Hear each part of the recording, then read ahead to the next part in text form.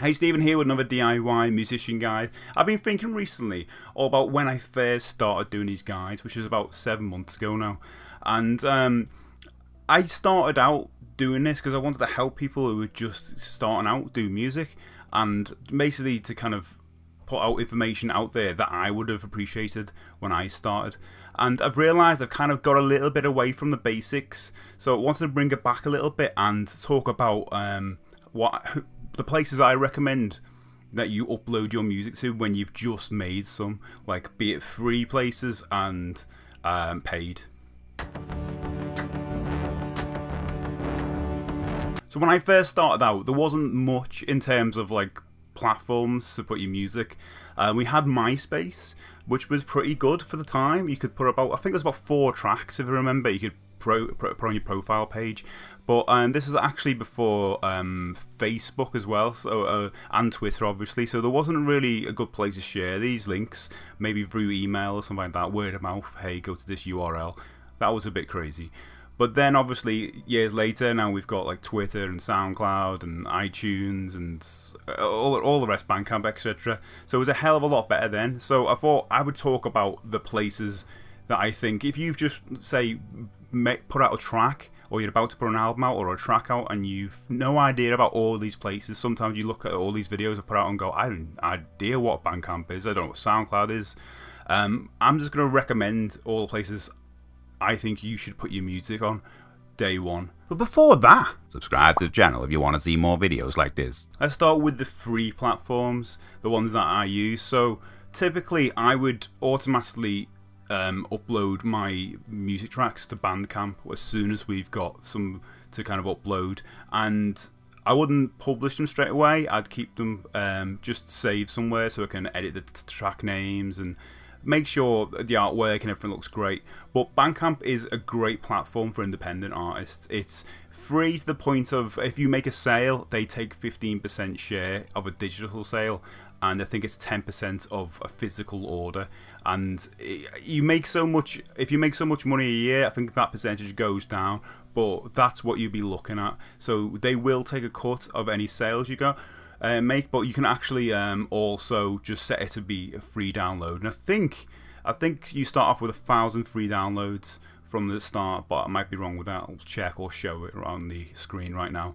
But I really recommend Bandcamp. It's my first place to go because you can upload unlimited amounts of music to. There's no restrictions on the amount of upload you can do there, and in itself, it's kind of like a music distribution service. It's got a really good community. You can kind of be inspired by what other people have bought by seeing what they bought in the feed, as well as other people being inspired by what you've bought. So it's a really nice community. That's what I'm getting at. So I think that's their argument of having a one-stop shop on your own website, is that this is actually a distribution service, and it comes with its own, basically a social media network, which I really like and I've liked for years. So that's my first recommendation. One thing I completely forgot to mention was that you can set a price on Bandcamp, which is one of its main features. Really, you can basically set whatever price you want for your physical merch or your digital album, whatever. You could set it as 0 to like whatever, so you could basically have an album on sale for £100 if you so wish. I don't recommend it, but you could do. That really sets it apart from like any other platform, basically, because every other musical platform like iTunes and Spotify and stuff like that, they'll have like set prices. Obviously Spotify's a streaming service, but iTunes will only have like 79 pence or 99 pence for a track, where, again, I reiterate, Bandcamp, you can set your own prices, which is pretty cool. My second recommendation is SoundCloud. Now, you only get 3 hours of upload time for SoundCloud, so I do recommend it only a place to upload like specific tracks, maybe like special tracks. Don't upload whole albums unless you want to pay for the upper tier versions of that account, and that ranges from obviously free for the 3 hour account, and at the moment it's £5 for 6 hours and £10 for unlimited. But at the moment I'm sticking to free and just putting like some tracks on there, especially the ones that perform really well. So if anyone lands on your SoundCloud account, you can see you've got some tracks on there that like got quite a few listens. I tend to put all of my bigger releases on Bandcamp, for these two free platforms. But I do like SoundCloud. It looks great when you share a SoundCloud link or embed it on a website, because it shares the actual waveform as a choice to do that, or a nice artwork version. Bandcamp does this as well, so the ability to both share both of these as embeds and embed them on a website is fantastic, like really, really good. That's a really good pro for both of these. So yeah, I would use both of these day one. Not very good to share to Facebook, because Facebook doesn't want you to have any kind of external links. So yeah, you know what, Facebook can be a little bit arsey, but both platforms really good for your music day one. Okay, in terms of getting your music on Spotify and iTunes and Google Music and all those places, you need a third-party distribution service. And I can only recommend the one I've used, and that is Ditto Music. Now, I'm not saying the good, and I'm not saying the bad.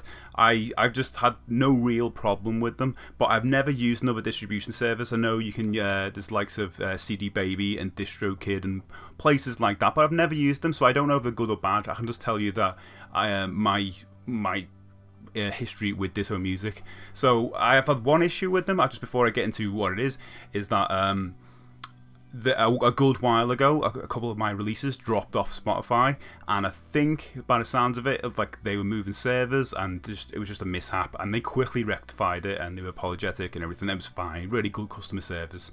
They're fantastic like that. So what they will do, you upload your music, and you will be able to then distribute it, or they'll distribute it to all of these third-party stores like iTunes and all those things, which is fantastic. So you can actually dedicate a date of like a pre-order date for that as well. So if you wanted to do it for the end of September or whatever like that, a future date is great, or you can do it as soon as possible, so in the next few days, and they'll just drip feed onto those services. Brilliant. You can also view the stats of like how these things are doing. You know, if you watch my previous videos, you know I love analytics and the ability to view at any time.